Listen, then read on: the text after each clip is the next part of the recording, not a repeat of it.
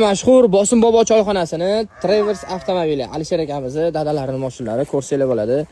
Mashinamiz yillari yangi ekan, lekin udarlari qattiq ekan, oldi orqalari urilgan. Bu mashinani hozir akalarimiz mana shu holatda sotib olishibdi. Salon holatlari ko'rsanglar bo'ladi. Airbaglar ortga ichiga tiqib qo'yilgan, tomlari, lyuklari sinib ketgan. Oldi bamperlar chiqib ketgan, motor korobkalari butun ekan. Bu tomonda ikkita eshigi butun qopdi akalar, ko'rsanglar bo'ladi. Motor korobkalari ham butun.